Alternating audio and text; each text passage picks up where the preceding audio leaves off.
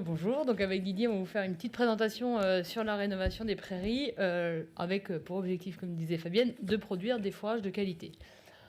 Pourquoi doit-on rénover une prairie? Alors, après quelques années d'exploitation, les prairies deviennent parfois dégradées avec l'apparition de plantes invasives et parfois des ronds de végétation spécifiés avec des espèces indésirables, avec des baisses de productivité et de valeur alimentaire.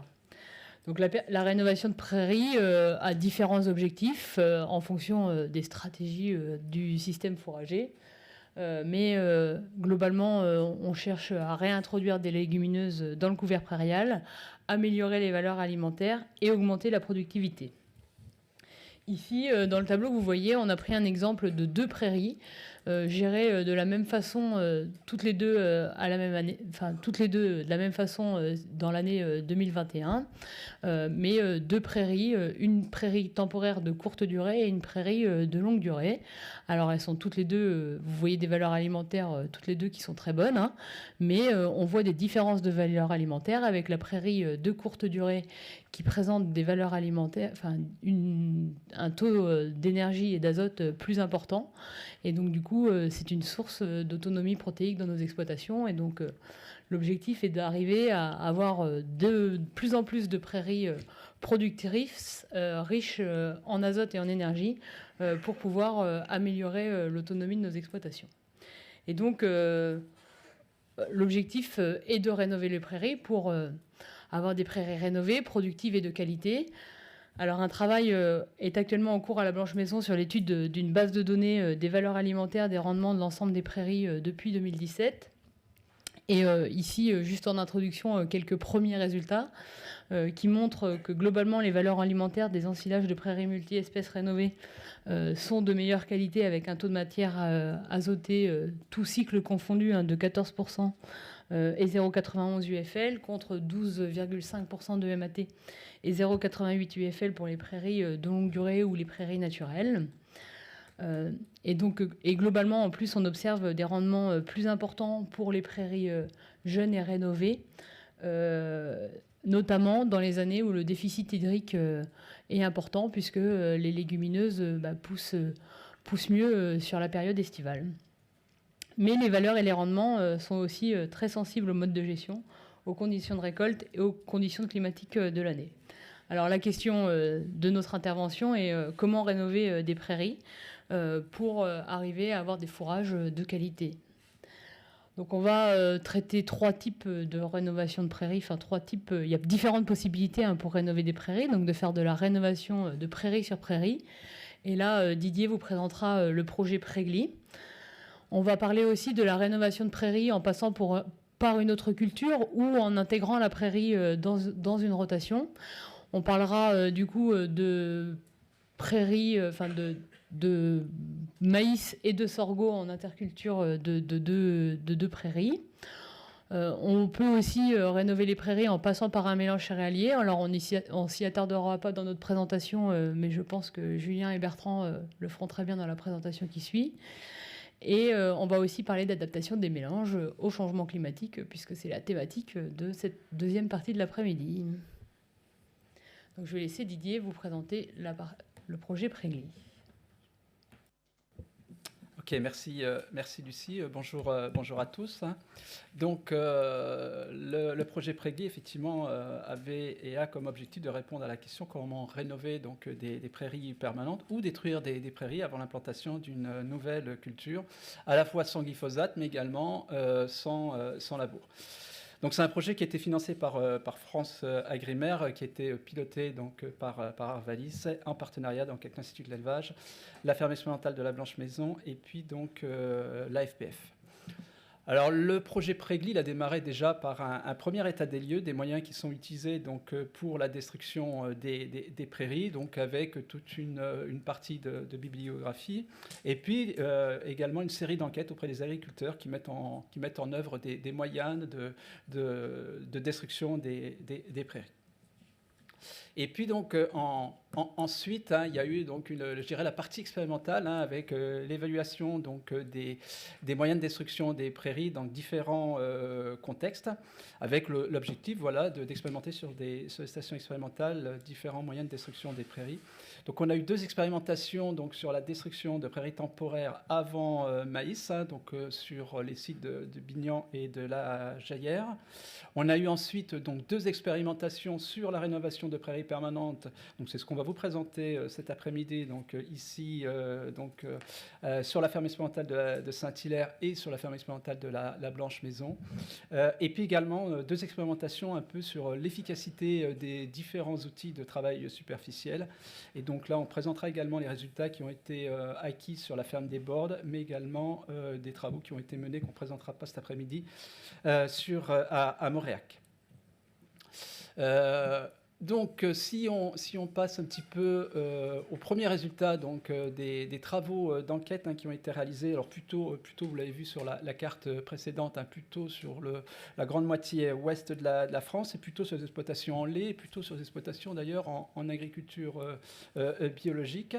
Premiers enseignements qu'on peut tirer de ces travaux, c'est que d'ailleurs, il y a plusieurs passages outils qui sont nécessaires pour arriver à bien détruire une prairie avant réimplantation d'une culture ou d'une autre prairie. Et en moyenne, sur l'ensemble des enquêtes, on est sur une moyenne de l'ordre de 5 interventions semi-inclus.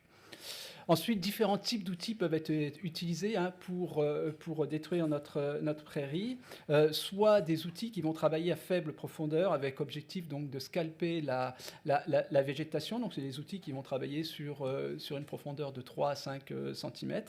Soit des outils qui vont travailler à des profondeurs un peu plus importantes, 8-12 cm, qui vont découper la prairie, mélanger les résidus. Donc, c'est ce qu'on va retrouver avec des outils type rotalabour, type outils à disque. Et puis également, donc, ces enquêtes, elles nous ont apporté un certain nombre d'éléments avec des facteurs de réussite qui sont communs et qui sont répertoriés par les éleveurs. C'est que déjà, la précision du travail va être hyper importante, et notamment donc, le contrôle de la profondeur du travail du sol. Il faut éviter de descendre trop profond. L'état du sol également au moment de l'intervention, avec un sol plutôt sec, pour pouvoir avoir un travail qui soit le meilleur.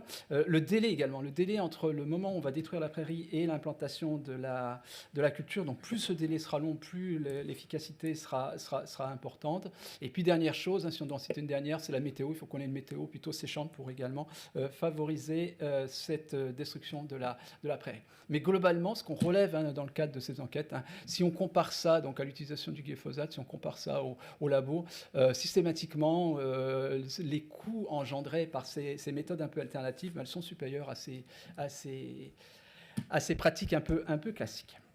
Alors ensuite, si on rentre un peu plus dans le détail et dans, je dirais, la partie expérimentale, donc premier résultat des travaux qui ont été menés sur la ferme expérimentale des Bordes, dont l'objectif, je vous l'ai dit, était de tester différents outils de destruction mécanique de la prairie, donc des choses qui ont été faites sur l'été 2021. Et donc là, ils ont testé 3 types d'outils, une charrue déchaumeuse avec l'objectif de faire plutôt un semi-retournement de la prairie, un outil à dents équipé d'ailettes qui va nous faire un scalpage superficiel, donc au-dessus du plateau de talage, et également un rotavator qui va faire ce scalpage également, mais qui en plus va avoir une action de démiettement donc, de la prairie, et surtout un mélange terre-résidu qui sera le plus important. Ils ont toutes les 3 donc, comme objectif de travailler sur une faible profondeur, un maximum 10 cm de profondeur. Et donc, premier constat qu'on peut faire sur l'utilisation de ces outils, c'est que le seul passage de ces outils en tant que tel n'est pas suffisant pour détruire la prairie de façon complète. Et systématiquement, derrière ces passages d'outils alternatifs, on a également été amené soit à passer une herse rotative pour pouvoir un peu séparer la végétation de la terre, ou alors passer un outil à dents pour essayer d'ameublir le sol sur les 10 premiers centimètres. Ici, ce qu'on vous présente en termes de résultats, c'est le taux de réussite à la levée donc, des espèces qui ont été réimplantées pour réimplanter donc, notre prairie, en comparaison donc, aux deux modalités labour et glyphosate hein, qui sont sur la droite. Hein. Qu'est-ce qu'on constate? C'est que l'outil Adam avec Ailette et la charrue des chômeuses dans une moindre mesure sont les deux outils qui ont eu des choses, enfin des résultats relativement proches. Le Rotavator est quand même un peu en dessous et assez comparable avec ce qu'on peut voir avec le labour. C'est aussi ces deux outils, hein, quand on regarde un petit peu, pour lesquels on a le moins de résidus en surface et surtout pour lesquels on a également le moins de repiquage hein, des espèces qui étaient présentes initialement et, sur la prairie. Deuxième type d'essai où là on va être plus sur un peu quel est un peu l'itinéraire technique à mettre en œuvre pour rénover une prairie. Donc on est sur la station de Saint-Hilaire-en-Wavre, donc en Lorraine. Donc là, on a testé différents itinéraires techniques. Hein, donc, en comparaison donc, de notre témoin désherbage glyphosate, on a testé donc, le désherbage électrique hein, qui consiste à établir un contact entre la végétation et des applicateurs qui vont délivrer un courant électrique à haute tension, faisant éclater les cellules des plantes et donc conduisant à la mort de la plante. Ça, c'était notre deuxième modalité. Deuxième modalité. Troisième modalité, c'est la borne 4. Donc là, c'est un semi sous couvert de métail où on est plutôt dans la réflexion de décaler nos dates d'implantation de prairies et notamment avec derrière une réflexion sur le changement climatique hein, qui nous conduit à décaler plutôt ces implantations plutôt sur fin septembre sous couvert de ce métail. La bande numéro 5, donc elle était sur la destruction mécanique superficielle. Donc on va venir là avec un outil travaillé sur les 5-10 premiers centimètres avec des travaux réguliers. Et puis la dernière qui est plutôt également d'essayer de casser le cycle de la prairie en intégrant une culture fourragère estivale assez agressive, donc type colza fourragé. Donc si on arrive au résultat sur la première année d'implantation, qu'est-ce qu'on constate? C'est que vous avez le témoin qui est la première bande où on voit effectivement qu'on est quand même sur une prairie qui était assez peu productive. Alors on était en 2020 avec des conditions climatiques assez compliquées, mais néanmoins voilà, on est sur une prairie qui produit 4,5 tonnes, donc qui est quand même sur une prairie assez peu productive. On voit que la rénovation en tant que telle, quelles que soient les modalités, elle a eu un effet plutôt favorable. Et si on regarde à l'intérieur de ces modalités, il y a une modalité qui ressort quand même, qui est le semi sous couvert, où là, on a significativement un rendement qui est largement supérieur aux autres modalités. Ensuite, on a regardé également la composition floristique, c'est ce qui a été dit tout à l'heure. On voulait à la fois améliorer le rendement, mais également améliorer la qualité. On était sur une prairie initiale hein, sur laquelle on avait essentiellement donc, du raiegras engrêlé, on avait des graminées moyennes, on avait une absence totale de légumineuses et on avait quelques diverses. Et qu'est-ce qu'on constate? C'est que la rénovation, elle a eu un effet quand même très favorable pour réintroduire des légumineuses. On le voit, c'est notre couleur bleue. On a également donc un autre constat, c'est par rapport aux diverses, hein, où on voit que le désherbage total, que ce soit désherbage glyphosate ou désherbage électrique, a eu un effet quand même assez défavorable sur la contamination en diverses, hein, puisqu'on se retrouve avec des salissements qui sont de l'ordre de 20% sur les bandes. Et à l'inverse, on a le semi sous couvert et la dérobée fourragère qui ont plutôt bien permis de limiter ce désherbage, ce salissement par des adventices. On va passer vite hein, sur le deuxième dispositif qui a été le dispositif qui a été réimplanté l'année suivante, qui n'est pas tout à fait le même, hein, puisque d'ailleurs on a eu des conditions climatiques fin d'été 2020 qui ont été très très séchantes, donc on n'a pas pu intervenir ni sur le glyphosate ni sur le désherbage électrique en 2020, et ça on a reporté ça sur 2021. Et puis sur tout ce qui était les bandes 4, 5 et 6, elles ont été implantées tardivement par rapport à ce qu'on aurait fait traditionnellement, puisque c'était une implantation plutôt fin septembre. Si on va au résultat, résultat assez conforme à ce qu'on avait vu l'année d'avant, avec plutôt des choses très très correctes hein, pour le semis sous couvert et le semis après dérobée fourragère. Et puis au niveau donc, de la composition floristique, on retrouve à peu près hein, des conclusions un peu similaires, avec également pour ces deux bandes-là des choses assez favorables et à la fois en termes de réintroduction de légumineuses, mais également en termes de maîtrise des adventices pour le semis sous couvert et pour le semis après dérobée fourragère. On va passer donc aux travaux qui ont été faits donc, sur la ferme expérimentale donc, de la Blanche Maison. Donc là, on est plutôt sur des essais avec répétition. Alors, ce qu'on a vu juste avant, c'était plutôt des essais en bande. Donc, on va retrouver à peu près les mêmes dispositifs. Le témoin glyphosate. On a un témoin labour qu'on n'avait pas, nous, sur la station. On a un semi-direct sans glyphosate. Là, voilà, c'est une modalité qu'on n'avait pas non plus également sur Saint-Hilaire. On a du travail superficiel, soit 3 passages d'outils de travail superficiel, soit un seul passage d'outils. Semi-après culture dérobée, donc là également un colza fourragé, soit sans labour, soit avec labour. Vous avez en bas donc des schémas qui représentent les rendements. Donc le premier dispositif avec 2 années de mesure, 2020 en vert et 2021 en orange. Les constats, les analyses statistiques qui ont été réalisées sur cet essai montrent qu'on n'a pas forcément de grosses différences en termes de rendement sur ce dispositif 1.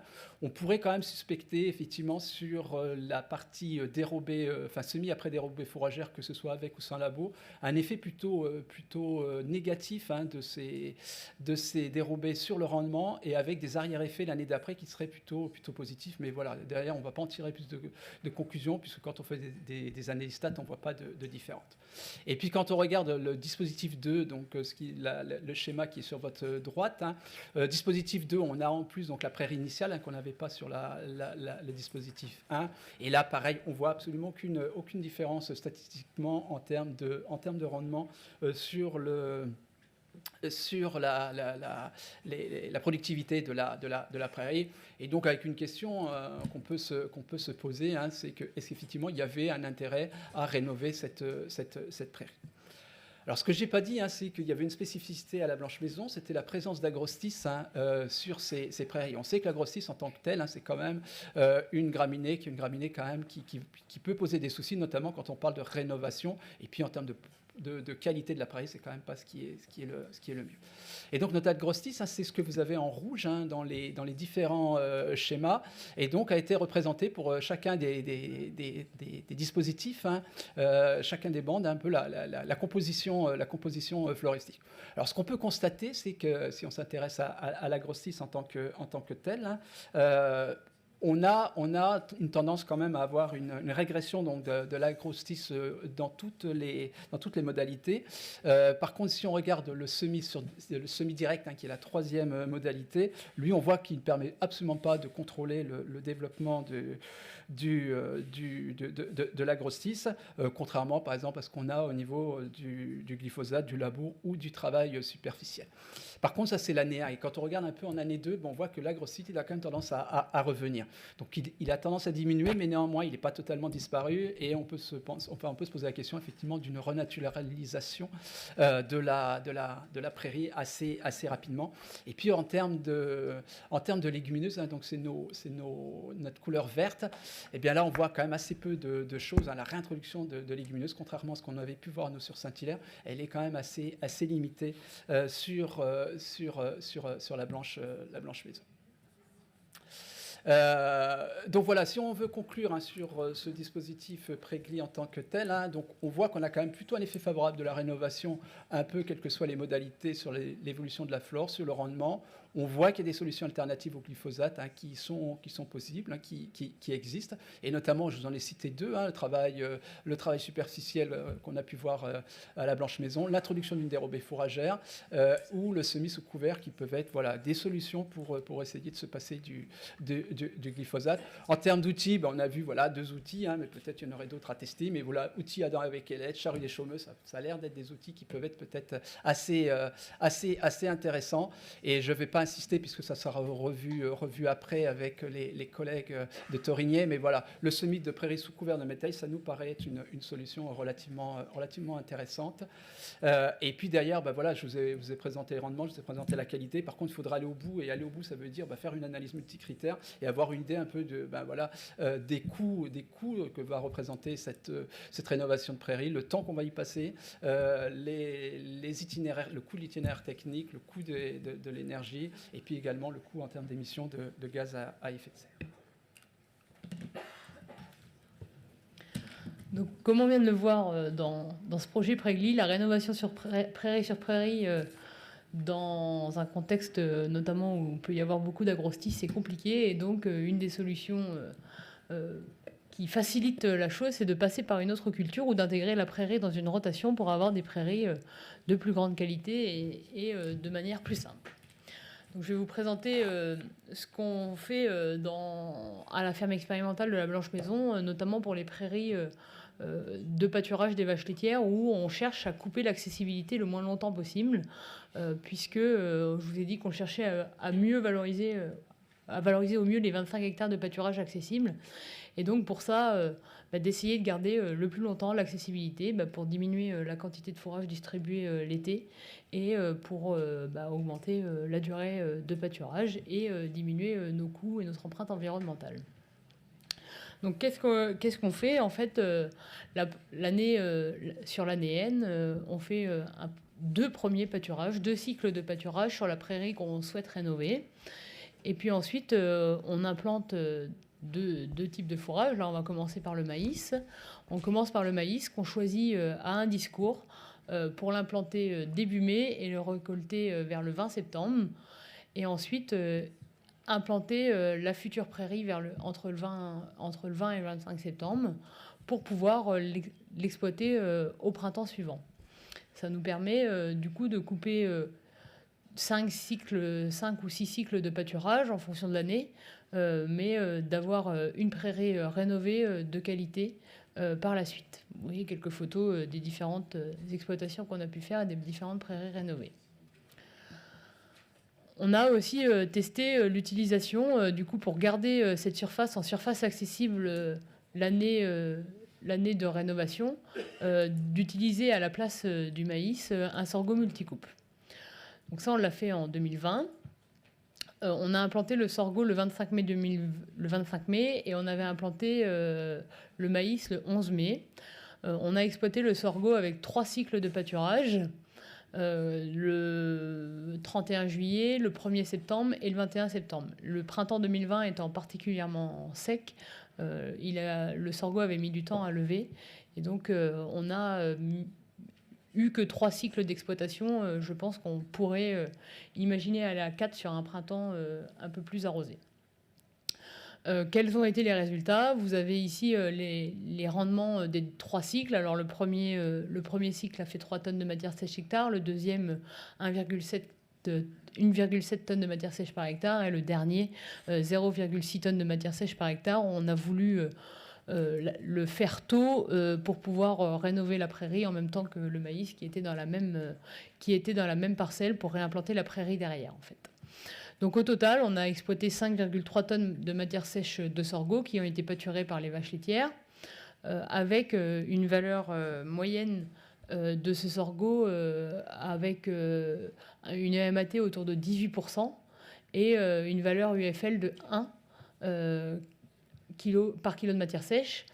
À côté, on avait dans la même parcelle du maïs qui lui a fait 16 tonnes de matière sèche par hectare. Mais du coup à 7% de MAT et 0,95 UFL. Globalement, le maïs, c'était 176 € par hectare de semences, le sorgho 50 € par hectare de semences. Sur le maïs, on avait mis un petit peu de starter pour 45 €. On avait un traitement phyto, les herbicides qu'on fait classiquement à la ferme expérimentale de la Blanche Maison pour 28 € par hectare. Les coûts de récolte qu'on a estimés à 336 € par hectare. On avait donc un total de charge OP plus récolte à 585 € par hectare, contre le sorgho qui était à 50 € par hectare. Donc on arrive à 37 € par tonne de matière sèche pour le maïs et 10 € par tonne de matière sèche pour le sorgho. Donc c'est deux stratégies de rénovation qui paraissent intéressantes en fonction des stratégies de l'exploitation, parce que ça dépend si on a de la surface disponible ou pas. Si on a peu de surface disponible, effectivement, le fait que le maïs produise plus de biomasse, il peut paraître intéressant. Il a effectivement un coût plus important et il bloque une surface accessible durant l'été. Ça nécessite de redistribuer du fourrage l'été et d'en récolter pour le redistribuer l'hiver. Alors que le sorgho, quant à lui, produit un fourrage qui est pâturable l'été, donc moins d'affouragement aussi sur cette période-là, d'avoir des meilleures valeurs alimentaires, puisqu'on est presque sur un fourrage équilibré. Et effectivement, il permet de moins produire de biomasse, donc on est moins autonome si on est déjà chargé, si on est déjà trop chargé. Et puis, la qualité de la prairie renouvelée derrière le sorgho était un peu moins importante, un peu moins bonne, puisque derrière, on s'est rendu compte que le désherbage sur maïs devait avoir un impact aussi sur la qualité de la prairie renouvelée, puisque le pourcentage d'agrostis était moins important après maïs qu'après sorgho. Donc il y a aussi les questions de l'intégration de la prairie temporaire dans une rotation, et je vais laisser Didier présenter les travaux de Saint-Hilaire là-dessus. Alors, oui, l'objectif, c'était de se dire, quel est l'intérêt de réintroduire une prairie temporaire dans un système de grande culture. Et donc là, c'est l'exemple de la station de Saint-Hilaire. Donc, c'est qu'un exemple en tant que tel, mais voilà, c'était pour illustrer un peu cet aspect-là. Et donc, on est dans un système classique qu'on retrouve en Lorraine, colza, blé-orge. Et derrière, on a souhaité donc réintroduire des prairies temporaires, donc 3 années de prairies temporaires dans notre système. Et puis ensuite, on revient avec du blé. Et on a regardé donc à l'échelle multicritère un peu, quel était l'impact à l'échelle du système. Donc, qu'est-ce qu'on voit? C'est qu'on a quand même des aspects très positifs en termes de quantité d'azote consommée par hectare, en termes de matière active, et notamment en termes de ces matières actives, c'est essentiellement quand même des herbicides en moins qu'on va utiliser sur cette rotation. Donc ça nous fait des charges d'intrants en moins également à l'échelle de la rotation. On consomme moins d'énergie, puisque voilà, pendant 3 ans, on a quand même une prairie temporaire. Et donc en termes d'émissions de gaz à effet de serre, on est aussi sur des émissions qui sont assez fortement diminuées. Un point, alors je ne sais pas s'il est négatif, mais effectivement, un produit brut par hectare qui a quand même tendance à diminuer, puisqu'effectivement, derrière, on a un petit peu moins de produits. Et puis, par contre, on voit que sur les autres aspects, que ce soit la marge brute, et notamment la marge brute hors aide, est exactement la même. En termes de production d'énergie, en termes de travail, on est sur des choses qui sont assez comparables.